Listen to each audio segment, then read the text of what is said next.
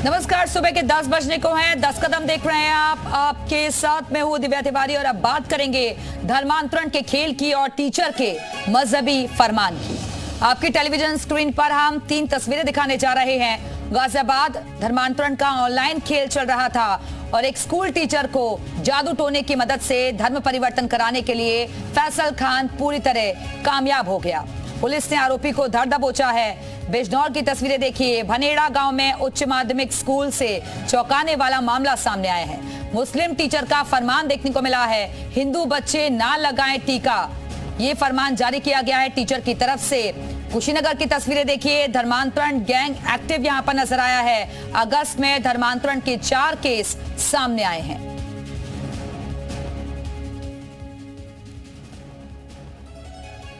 तो चलिए सबसे पहले आपको गाजियाबाद का मामला बताते हैं। धर्मांतरण का ऑनलाइन खेल चल रहा था। ब्रेन वॉश कर एक स्कूल टीचर का धर्म बदलवाया जा रहा था। आप खुद देखिए।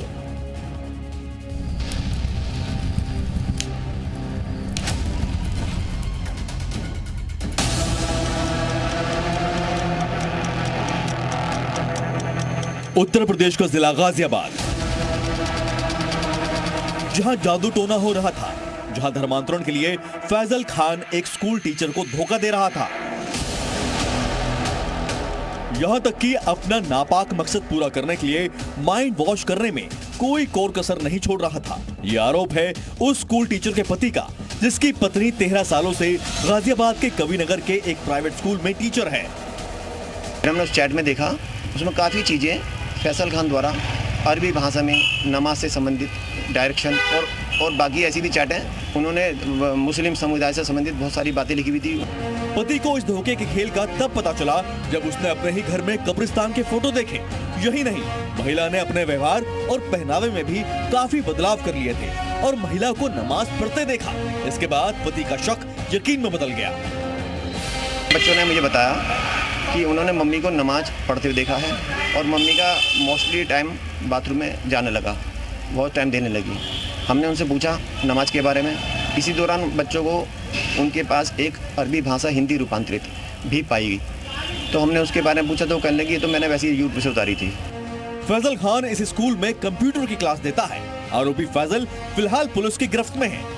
उसके पास से कई हैरान कर देने वाले सबूत पुलिस ने जुटाए हैं, जिनमें उसकी फोन से चैट है, ऑनलाइन वेबसाइट से नमाज पढ़ाने की ट्रेनिंग के सबूत है। इस्लाम धर्म अपनाने के लिए फैजल कई तरह के प्रयोग कर रहा था। पूछताछ के दौरान आरोपी फैजल ने और भी चौंकाने वाले खुलासे किए हैं। एक मुस्लिम धर्म का व्यक्ति एक हिंदू महिला जो शादीशुदा है और पढ़ाने का काम करती है स्कूल में, उसका माइंड वॉश करता है, उसको धर्म परिवर्तन की बात करता है, उसको नमाज करने आदि के तरीके बताता है, उसका पूरा माइंड वॉश करके उसको अपने कब्जे में रखता है। उसमें जो आरोपी फैसल खान है उसको गिरफ्तार कर लिया गया है। उत्तर प्रदेश विधि विरुद्ध धर्म संपरिवर्तन प्रतिषेध अधिनियम 2021 के तहत मामला दर्ज कर लिया गया है। यानी योगी की पुलिस फुल एक्शन में है। यानी फैजल के और काले कारनामों का इतिहास हुआ तो बुलडोजर बाबा कुछ न कुछ जरूर कर सकते हैं। ब्यूरो रिपोर्ट, जी मीडिया। तो गाजियाबाद का ये मामला आपने देखा। बात करते हैं बिजनौर की। बिजनौर के भनेड़ा गांव में उच्च माध्यमिक स्कूल से चौंकाने वाला मामला सामने आया है। यहाँ एक मुस्लिम टीचर तनवीर आयशा हिंदू बच्चों को तिलक ना लगाने के लिए कहती है। ये टीचर मुस्लिम बच्चों को टोपी लगाकर आने के लिए कहती है। मुस्लिम बच्चे खेल खेल में अपनी टोपी हिंदू बच्चों को पहना देते हैं और जिसको लेकर छात्रों में भारी नाराजगी है।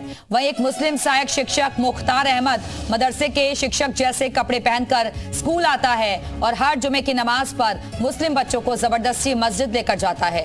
हंगामा होने पर बीएसए ने मामले की जांच एबीएसए को सौंप दी है। ये आयशा मैम उषा मैम का नाम लेकर फायदा उठा रही थी। उषा मैम का उषा मैम ने टिक्के को मना करा है, तुम टिक्का मत लगाता हो। जब हमने नु किया तो मुसलमान बच्चे टोपी ओढ़ के क्यों आ रहा है, इन्होंने नु किया था। आयशा मैम ने टोपी तुम्हें दुख दे रही है, इन्होंने नु किया आयशा मैम ने। समझ से ये बच्चे आके रोज हमसे शिकायत करते हैं कि ऐसे ऐसे बात है।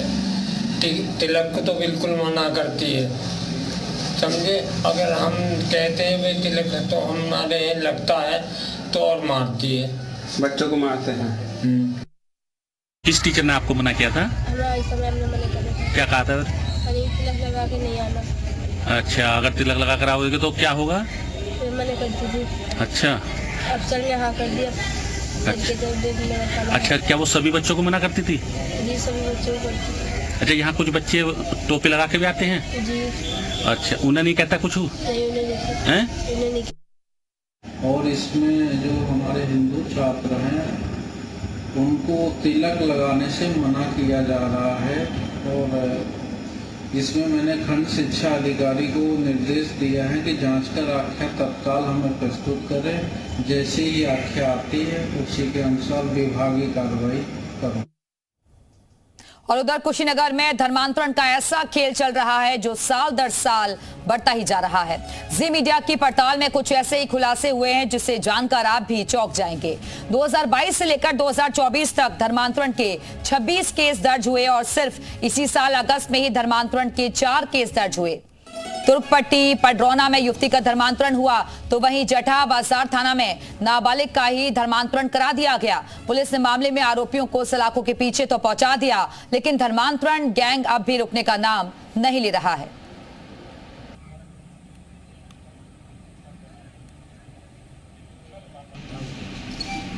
तो धर्मांतरण का खुला खेल चल रहा है। हालांकि सख्त कानून भी लाया गया, पुलिस का शिकंजा भी कस रहा है, लेकिन कहां तक ये नेटवर्क फैला हुआ है ये आप समझ सकते हैं इन मामलों को देखकर, क्योंकि 2022 से लेकर 2024 तक धर्मांतरण के 26 केस दर्ज हुए हैं और सिर्फ इसी साल अगस्त में ही धर्मांतरण के 4 मामले सामने आ चुके हैं, 4 केस दर्ज हुए हैं। और तुर्कपट्टी में पडरौना में युवती का धर्मांतरण हुआ तो वहीं जटा बाजार थाने में नाबालिग का ही धर्मांतरण करा दिया गया। पुलिस ने मामले में आरोपियों को सलाखों के पीछे तो पहुंचा दिया, लेकिन धर्मांतरण गैंग कहां तक सक्रिय है, कौन लोग इसके पीछे हैं, मंशा क्या है इसकी, इसको लेकर अभी भी कई तरीके के सवाल खड़े हो रहे हैं। धर्म परिवर्तन कराने के लगातार मामले सामने आ रहे हैं। ब्रेन वॉश करके लोगों को लालच देकर खासतौर पर युवाओं को टारगेट कर धर्म परिवर्तन कराया जा रहा है। सवाल यही है कि धर्म परिवर्तन कराने वाले गैंग पर आखिरकार शिकंजा कब? 2022 से 2024 तक 26 केस दर्ज हुए और अगस्त 2024 में ही 4 केस दर्ज हो चुके हैं। 4 बच्चों मां का अपहरण कर धर्म परिवर्तन करवाया गया। पुलिस की धरपकड़ लगातार चल रही है, लेकिन ये गैंग अभी भी एक्टिव है। अलग अलग राज्यों तक इसका नेटवर्क फैला हुआ है और अब तो ऑनलाइन भी धर्म परिवर्तन करवाया जा रहा है। गाजियाबाद का मामला आपने देखा, स्कूलों में भी धर्म की शिक्षा दी जा रही है। एक धर्म विशेष के लिए लोगों को उकसाया जा रहा है, बच्चों को कहा जा रहा है कि उसे फॉलो करें। कुशीनगर में धर्मांतरण का ये खुला खेल चल रहा है। और मुस्लिम धर्म गुरु इस वक्त नूर अहमद जी हमारे साथ जुड़ गए हैं। नूर साहब, बहुत स्वागत है आपका जी उत्तर प्रदेश उत्तराखंड पर। नूर साहब, ये जो लगातार धर्मांतरण के मामले सामने आ रहे हैं, इसको आप किस तरीके से देखेंगे? क्योंकि ऑनलाइन भी अब तो ऐसा मामले सामने आ रहे हैं। गाजियाबाद का एक मामला आपने सुना होगा, वहां पर ब्रेन वॉश किया गया। आखिरकार मंशा क्या इसके पीछे नजर आती है? कौन है वो लोग इस सोच के पीछे?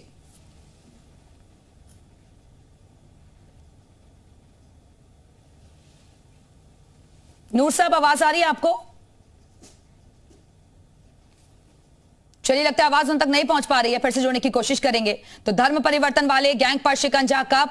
और आपको हम बता भी रहे हैं पूरा मामला कि किस तरीके से कुशीनगर में पूरा मामला सामने आया। 2022 से 2024 तक अभी तक बहुत सारी एफआईआर दर्ज हुई हैं, बहुत सारे केसेस दर्ज हुए हैं, लेकिन ये नेटवर्क, ये गैंग दूर दूर तक फैला हुआ है। इसको लेकर सवाल खड़े हो रहे हैं। साल 2024 में 7 केस दर्ज किए गए।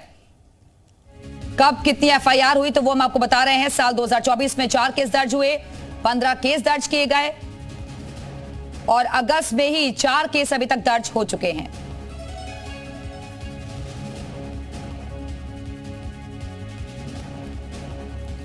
और हिंदू धर्म गुरु धर्मेंद्र गिरी महाराज जी इस वक्त हमारे साथ जुड़ गए हैं। धर्मेंद्र गिरी जी, बहुत स्वागत है आपका जी उत्तर प्रदेश उत्तराखंड पर।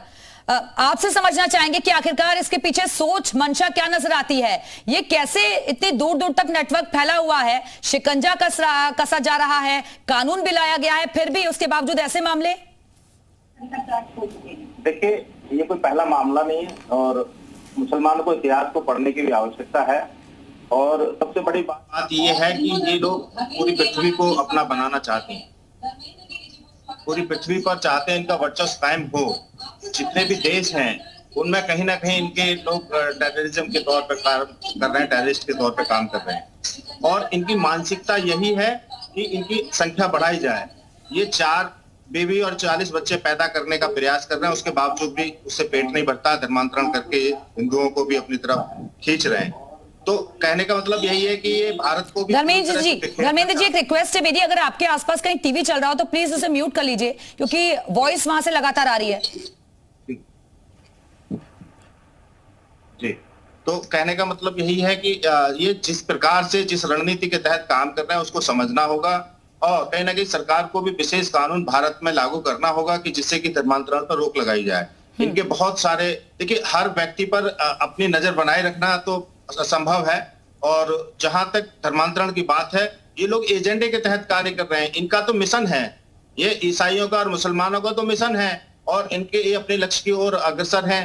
और देखा जाए तो भारत में 1450 पूरी धरती पर ही 1450 साल पहले मुसलमान नहीं था, और आज इन्होंने 57 देश और भारत में भी अपनी बढ़त बनाए हुए हैं, और आगे भी ये चाहते हैं कि भारत पर कब्जा कर लें। तो ऐसी मानसिकता के साथ भारत का मुसलमान आगे बढ़ रहा है, और सबसे दुख की बात तो यही है कि मुसलमान यहाँ विकास का विरोध करने की ओर अग्रसर है, कि जो पढ़ा लिखा भी मुसलमान है वो भी कहीं ना कहीं बहुत पीछे। उपराष्ट्रपति भी देखो, हामिद अंसारी भी कहीं ना कहीं उसमें शामिल हुए और पाया गया तथ्यों के साथ।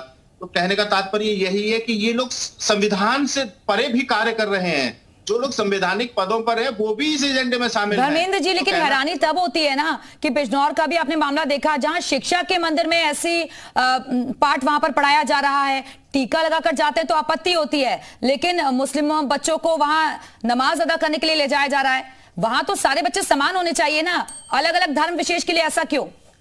देखिए, टीका लगाने पर इनको आपत्ति है, लेकिन धर्मांतरण के लिए हिंदू बहन बेटियों को अपनी ओर आकर्षित करने के लिए ये टीका ही लगाते हैं, ये कलावा बांधते हैं। तो कैसी दोहरी मानसिकता के साथ हैं। भारत के मुसलमान को, जो शिक्षित लोग हैं, उनको समझना होगा कि इस तरीके के जो लोग जिहाद कर रहे हैं, जो लोग आतंकवाद फैलाने का कार्य कर रहे हैं, उनके खिलाफ खड़ा होना होगा। तभी इस देश से मुसलमान और हिंदू चैन की सांस लेगा और भारत विकास की ओर अग्रसर होगा। मैं तो कहना चाहूंगा, भारत के अंदर अगर कहीं भी विकास में रुकावट है या कहीं इस तरीके का काम हो रहा है तो उसमें मुसलमान उसका विरोधी है और जिम्मेदार भी है।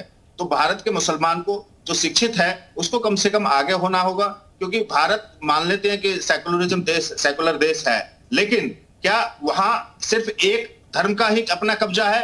वही जो चाहेगा वो मनमर्जी करेगा? हमारा कोई एक भी अगर कहीं कुछ ऐसा कर देता है तो उसको मुसलमान ऐसे उठाता है कि जैसे कि हमने उनका पता नहीं क्या छीन लिया। लेकिन ये एक नहीं, लाखों धर्मांतरण रोज करा रहे हैं, लाखों बहन बेटियों को फंसाने के लिए इनके एजेंडे हैं। इनकी मस्जिद से इनका मौलवी फतवा जारी करता है, इनको पैसा देता है कि हिंदू लड़कियां पटाखे लाओ, कहीं 2 लाख कहीं 5 लाख दिया जा रहा है। तो इसको क्या कहेंगे? ये कौन सी मानसिकता है? इस मानसिकता से भारत को, मुसलमान को कम से कम बाहर आना होगा, और जो शिक्षित मुसलमान हैं तब तक वो लोग विरोध नहीं करेंगे, तब तक मुझे नहीं लगता। धर्मेंद्र जी मेरे 2 सवाल हैं आपसे। पहला तो ये कि एक तरफ आप लोग हिंदू राष्ट्र बनाने की बात करते हैं भारत को, तो वो ये दर्शाना चाहते हैं कि आप लोग एक धर्म के प्रति अपनी नफरत दिखा रहे हैं। दूसरा ये कि गाजियाबाद में जो एक मामला सामने आया जहां पर ऑनलाइन इस तरीके से धर्मांतरण करवाया गया, तो ये हो क्या रहा है? खासतौर पर युवा जो है वो टारगेट पर आ रहे हैं, और जो ये कह सकते हैं जो घरेलू महिलाएं हैं वो विशेष तौर पर टारगेट बन रही हैं। आप देखिए, आजकल जिस प्रकार सोशल मीडिया अपनी प्रगति पर है और सोशल मीडिया से सभी लोग कनेक्ट हैं, तो ये लोग वहां पर अपनी पहचान बदलकर जिस प्रकार बहन बेटियों को अपनी ओर आकर्षित कर रहे हैं, वो सबसे गंभीर विषय है और उस पर भी हमें काम करना होगा। सरकार को भी इस तरीके के सोशल मीडिया पर भी कंट्रोल करना होगा कि वहां पर कहीं ना कहीं आधार कार्ड के साथ जब तक आइडेंटिटी नहीं होगी तब तक हम नहीं रोक सकते। हमें लगता है कि सरकार को अब टेक्नोलॉजी के साथ आगे आना होगा, क्योंकि इसको रोकने के लिए टेक्नोलॉजी ही एक उपाय है, और आधार कार्ड पर सबको जोड़ देना चाहिए। एक देश एक कानून हो, सारी डिटेल उसकी आधार कार्ड पर हो, कहीं भी अगर आइडेंटिटी अगर उसकी है तो आधार कार्ड से ही लिंक हो, जिससे पता लगे कि उसके नाम पर कितनी सिम है, उसने कितनी आईडी बना रखी है, कहां पर है। तो इसलिए बहुत आसान है इसको रोकना।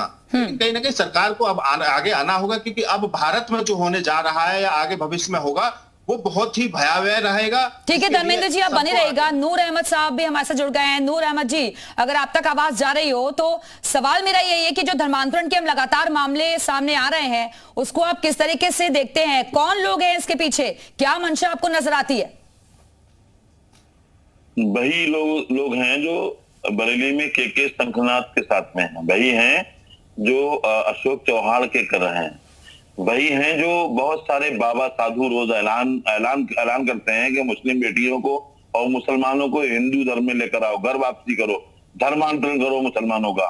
ये जो आरोप मुसलमानों पर लगा के जो वोट की राजनीति कर रही भारतीय जनता पार्टी की सरपरस्ती में हो रहा है, ये पूरा देश जानता है और हिंदू समाज के जो पढ़ा लिखा समाज है वो अच्छी तरीके से जानता है कि खेल हो रहा है, एक गेम है मुसलमानों के लिए। जब तक भारतीय जनता पार्टी की सरकार नहीं थी तब कोई बात नहीं थी। आज भारतीय जनता पार्टी की सरकार आ गई है तो इस तरह की बातें करके मुसलमानों के घरों को तोड़ा जा रहा है। आज भारतीय जनता पार्टी की सरकार आ गई है तो धर्म के नाम पर हिंदू और मुसलमानों को लड़ाने की कोशिश की जा रही है। ये क्या है? सच्चाई ये है कि किसी मुसलमान, किसी आलिम ने, किसी तहरीक ने, किसी संगठन के लोगों ने कभी ये नहीं कहा कि हिंदू बेटियों को लेकर के आओ या हिंदू समाज को लेकर के आओ, हम तुम्हें इनाम देंगे। लेकिन हिंदू समाज में बहुत सारे साधु बाबा ऐसे हैं जिनकी वीडियोस खुलेआम चल रही हैं। सब नूर अहमद साहब, मेरे को ऐसा लगता है कि आप तो मुस्लिम धर्मगुरु है ना, तो आपको धर्म की शिक्षा देना चाहिए, आपको सभी धर्मों का सम्मान करना चाहिए। अब आप लोग हिंदू धर्म पर टारगेट कर रहे हैं। मतलब सारे जो सेक्युलर होने के ठेके हैं वो हमारी सर पे हैं। इन लोगों के सर पे नहीं है जो दूसरे साहब बोल रहे थे अभी, जो हामिद अंसारी साहब को भी नहीं छोड़ रहे थे। ठीक है धर्मेंद्र जी, जवाब दे दीजिए। देखिए, मैं पूछना चाहूंगा कि इस सृष्टि में मुसलमानों का और क्या योगदान है, कहां पर इनके प्रमाण हैं, कितने साक्ष्य हैं। जब भारत यानी पूरे विश्व में मुसलमान ही 1450-1500 साल पहले आया है और आज इनके 57 देश हैं और भारत में भी ये उस तरीके से हासिल करना चाहते हैं, अपनी सत्ता बनाना चाहते हैं।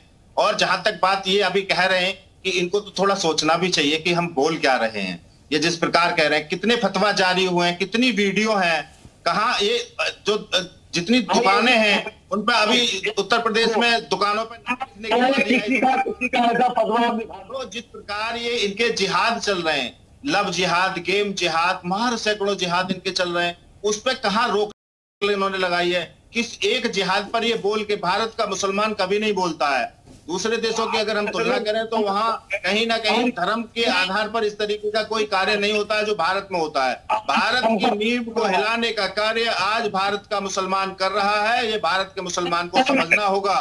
राष्ट्र में ठीक है, आखिरी कमेंट जल्दी से। नूर अहमद साहब कुछ कहना चाह रहे हैं, जल्दी से 30 सेकंड्स में। 1857 से लेकर 1947 तक जो जिहाद का फतवा मौलाना फजले खैराबादी, मौलाना किफायतुल्लाह काफी ने दिया था, उसका सही से अध्ययन कर ले तो समझ में आ जाएगा कि मुसलमानों ने क्या किया। बिल्कुल, तो धर्मांतरण का ऑनलाइन खेल भी चल रहा है और इसकी जो जड़ें हैं अन्य राज्यों तक पहुंच रही है। SMS गैंग का खुलासा होना बेहद जरूरी है। फिलहाल बहुत बहुत शुक्रिया आप दोनों का हमारे साथ चर्चा में शामिल होने के लिए। इसी के साथ ही फिलहाल वक्त एक छोटे से ब्रेक का।